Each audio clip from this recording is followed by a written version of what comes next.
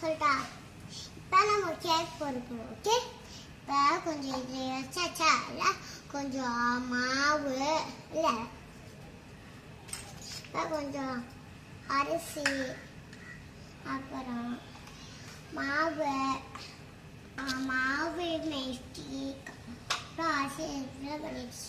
இப்போ இது வந்து இப்படி அழகா இது வந்து ப்ரெசென்ட் பண்ணுறது. அப்புறமா இது வந்து இது கேக்க அழகா இது பண்ணுறது.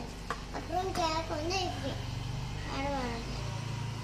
அப்புறம் இந்த காய்க்கு வந்து அழகா சுட்டுறது. அப்புறம் இது வந்து இதெல்லாம் அப்படி வச்சு அப்படி வருது.